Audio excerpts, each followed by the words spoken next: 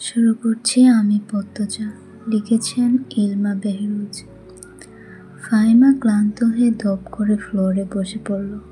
হাত থেকে লাঠি পড়ে গিয়ে মৃদু আওয়াজে তুলে। তার শরীর ঘেমে একাকার। কপালের বিন্দু বিন্দু ঘাম হাতের তালু দিয়ে মুছে বার কয়েক জোরে জোরে নিঃশ্বাস ফেলল। এরপর চোখ তুলে সামনে তাকালো। রিমান্ডে কোনো পুরুষই টিকতে থাকে পারে না। সেখানে একটি মেয়ে আজ 4 দিন ধরে রিমান্ডে। তার সামনে চেয়ারে বাঁধা অবস্থায় ঝিমুচ্ছে। 4 দিনে একবারও মুখ দিয়ে টু শব্দটি করল না। শারীরিক মানসিক কত নির্যাতন করা হয়েছে, তবুও ব্যথায় আর্তনাদ অবধি করেনি। মনে হচ্ছে একটা পাথরকে পিটানো হচ্ছে, যে পাথরের রক্ত ঝরে কিন্তু জবাব খোলে না। তখন সেখানে আগমন ঘটে ইন্সপেক্টর তুষারের। তুষারকে দেখে ফাহিমা কাতর স্বরে বলল, সম্ভব না, আর কিছুতেই কথা বলছে না। তুষার অভিজ্ঞ চোখে মেয়েটিকে 2-1 সেকেন্ড দেখল। এরপর গম্ভীর কণ্ঠে ফাহিমাকে বলল, আপনি যান। ফাহিমা এলোমেলো পা ফেলে চলে যায়। তুষার একটা চেয়ার নিয়ে মেয়েটির সামনে বসল। বেশ কিছুক্ষণ চুপ থেকে বলল, আপনার সাথে আজ আমার প্রথম দেখা। মেয়েটি কিছু বলল না, তাকালোও না। তুষার মেয়েটির দিকে শুকনো দৃষ্টি মেলে তাকালো। বলল, মা বাবাকে মনে পড়ে? মেয়েটির চোখ তুলে তাকায়। ঘোলাটে চোখ, কাটা ঠোঁট থেকে রক্ত ঝরছে। চোখের চারপাশ গাঢ় কালো। চোখ দুটি লাল। মুখে এবং রং রিমান্ডে আসা সব আসামিরই হয়। তুষার মুখের প্রকাশভঙ্গি আগের অবস্থানে রেখে আবারও প্রশ্ন করল, মা বাবাকে মনে পড়ে? মেয়েটি মাথা নাড়ায়। মনে পড়ে তার। তুষার একটু ঝুঁকে মেয়েটির অসহায় দৃষ্টি মেলে তাকায়। তুষার মেয়েটির হাতে বাঁধন খুলে দিয়ে নির্বিকার ভঙ্গিতে প্রশ্ন ছুড়ল, নাম কি? যদিও তুষার মেয়েটির নামসহ পুরো ডিটেলস জানে, তবুও জিজ্ঞাসা করল। তার মনে হচ্ছে মেয়েটি কথা বলবে। সত্যিই তাই হলো। মেয়েটি ভরাক্রান্ত কণ্ঠে নিজের নাম উচ্চারণ করল, পদ্ম। আমি পদ্মজা। পদ্মজা হেলে পড়ে তুষারের ওপর।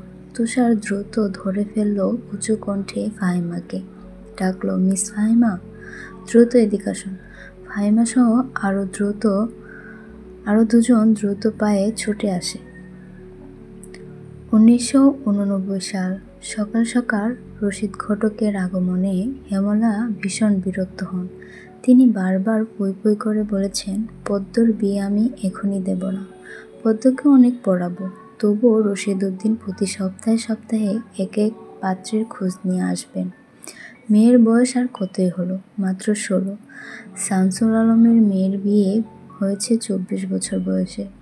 পদ্মর বিয়েও তখনই হবে, পদ্মর পছন্দ মতো।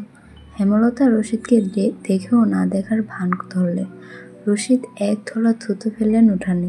এরপর হেমলতার উদ্দেশ্যে বললেন, বুঝছো পদ্মর মা, এবার যেন পাত্র আনছি, এক্কেরে খাঁটি হীরা।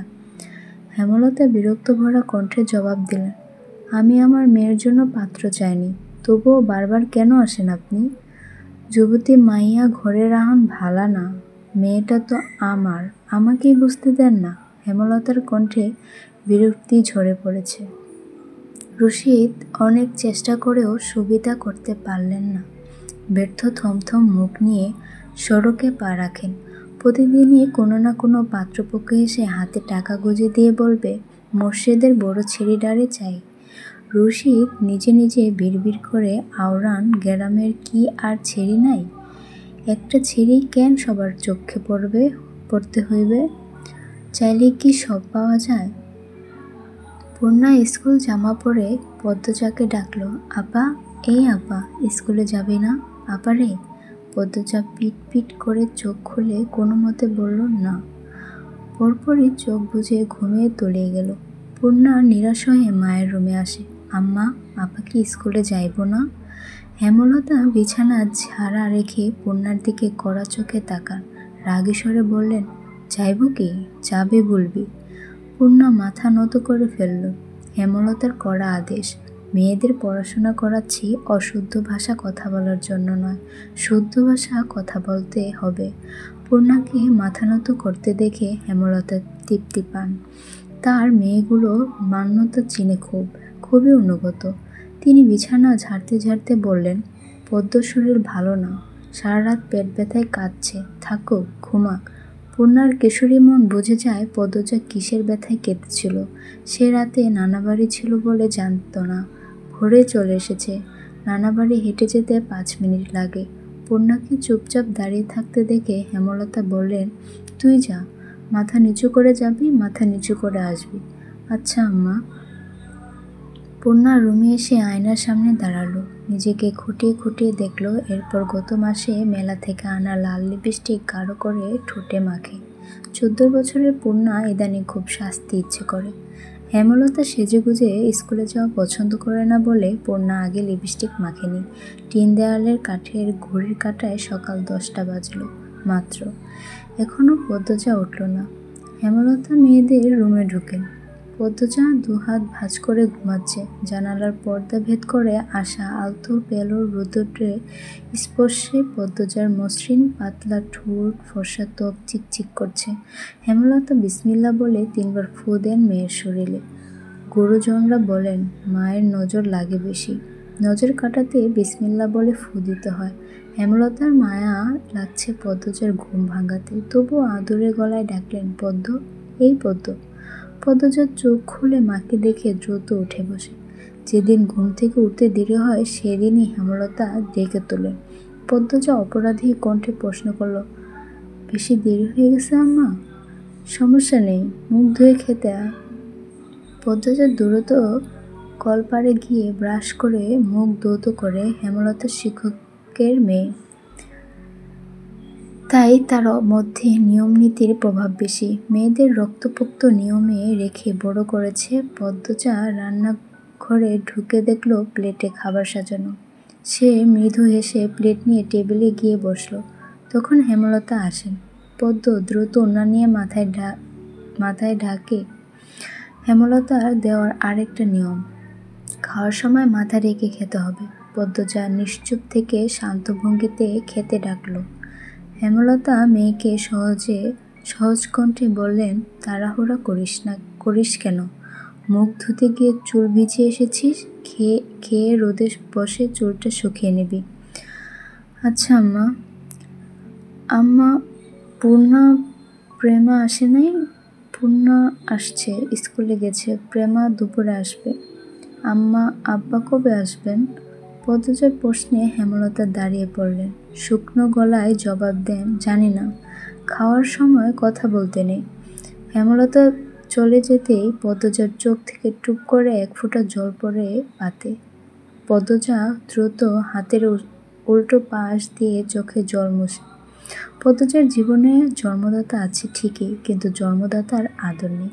সেই জানে না তার দোষটা কি, কেন নিজের বাবা বাকি বোনদের আদর করলেও তাকে করে না, কথা অব্দিও বলে না। 2 বার মাকে জিজ্ঞেস করেছে সে, আমি কি তোমাদের সত্যিকারের মেয়ে আম্মা? সন্তান হয় না বলে কি দত্তক এনেছিলে? আব্বা কোনো আমাকে এত অবহেলা করে? ও আম্মা, বলো না। হেমলতা কখন নিশ্চুপ থাকেন। অনেকক্ষণ পর বলেন, তুই আমার গর্ভের সন্তান আর তোর বাবারই মেয়ে। এখন যা পড়তে বস, অনেক পড়তে হবে তোর। বেশ, এইটুকুই। এর বেশি কিছু বলেন না হেমলতা। পদ্মজা কেন জানি মনে হয় একদিন হেমলতা নিজ থেকে খুব গোপন কোনো কথা বলবে, তবে সেটা যেন সহ্য করার মতো হয়। এই দোয়াই সারাক্ষণ করে সে। এত কি ভাবছিস? তাড়াতাড়ি খেয়ে উঠ। হেমলতার কথায় পদ্মজা ভাবনা সত্য ছিল। দ্রুত খেয়ে উঠে আজ আমের আচার বানানোর কথা ছিল। সন্ধ্যা কাটতেই বিদ্যুৎ চলে গেল। কয়েক মাস হলো গ্রামে বিদ্যুৎ এসেছে। 8 গ্রাম নিয়ে অলন্দপুর, তাদের গ্রামের নাম আটপাড়া। প্রতিদিন নিয়ম করে সন্ধ্যা রাত থেকে 3 ঘন্টা গ্রাম অন্ধকারে তলিয়ে থাকে। আর সারাদিন তো বিদ্যুতের নাম গন্ধও থাকে না। বিদ্যুৎ দিয়ে লাভটা কি হলো? পদ্মজা, পূর্ণা, প্রেমা 3 বোন একসাথে পড়তে বসেছিল।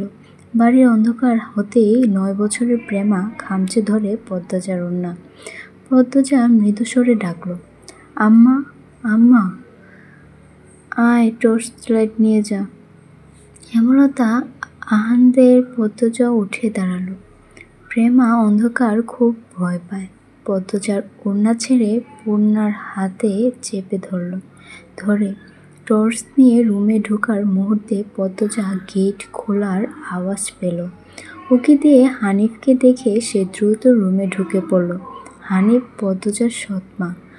বুবু, বাড়ির আন্ধার কেন? বাত্তি টাত্তি জ্বালাও। হানিফের কণ্ঠ। হানিফ আসছিস? হেমলতা রুম থেকে বেরিয়ে বলেন, হাতে হারিকেন। হানিফ সবকটি দাঁত বের করে হাসল, বলল, হ মা, আয় ভেতর আয়। হানিফ বারান্দা পেরিয়ে বড় ঘরে ঢুকে বলল, তোমার ছেলে গোরান কইতে? আছে রুমেই, পড়ছে। এই অন্ধকারেও পড়ে? হেমলতা কিছু বললেন না। হানিফ এই বাড়িতে আসলে কেন জানি খুব অস্তিত্ব হয় অকারণেই। ওদের খাওয়ার সময় হয়েছে, তুইও খেয়ে নে। এইখানেই খামো? না, তোমার সরাইখানাতে যাইতে হইব। কথাটায় রসিকতা ছিল। গ্রাম থেকেও হেমলতা খাওয়ার জন্য আলাদা নিমন্ত্রণ করেছেন। সেটা হানিফের কাজ রসিকতাই বটে। হেমলতা প্রশ্নের জবাব সোজাসাপটা না দিয়ে বললেন, খেতে চাইলে খেতে আয়। পদ্মজা কিছুতেই খেতে আসলো না। কেমন জড়সড় হয়ে আছে। মনে হচ্ছে হানিফকে ভয় পাচ্ছে বা অবহেলা করছে। হানিফ 6 বছর সৌদিতে ছিল।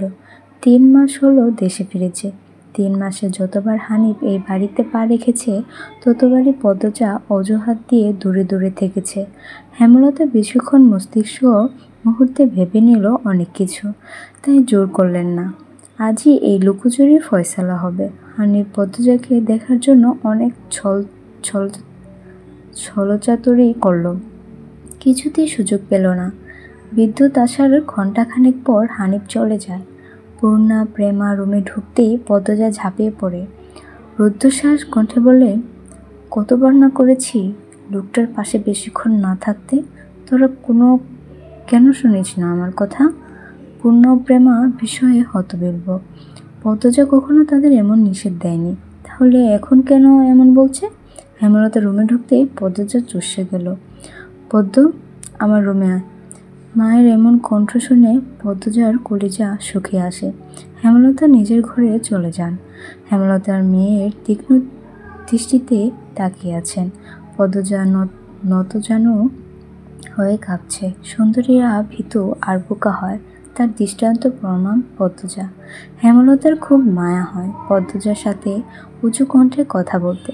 পদ্মজা রূপসী বলেই হয়তো গোপনে আবেগ লুকিয়ে তিনি বজ্রকণ্ঠে প্রশ্ন করলেন, কি লুকাচ্ছিস? হানিফের সামনে কেন যেতে চাস না? সে কি করেছে? পদ্মজা ফোপাতে থাকে। হেমলতা সে সেকেন্ডের কয়েক সময় নিয়ে নিজেকে সামলান। কণ্ঠ নরম করে বললেন, হানিফ ধরিবাস লোক, সৎ ভাই বলে বলছি না। আমি জানি তার ব্যাপারে যে কোনো কথা আমার বিশ্বাস হবে। তুই বল, কি লুকাচ্ছিস? মায়ের আদরে কণ্ঠে পদ্মজা আচমকা বাঁধ ভাঙা নদীর মতো হু হু করে কেঁদে উঠল। গল্পটা আপনাদের কাছে কেমন লাগছে সেটা অবশ্যই কমেন্টস করে জানাবেন, আর অবশ্যই আমার চ্যানেলটাকে সাবস্ক্রাইব করবেন। আর দ্রুতই অন্য একটি পর্ব নিয়ে আপনাদের সামনে হাজির হব।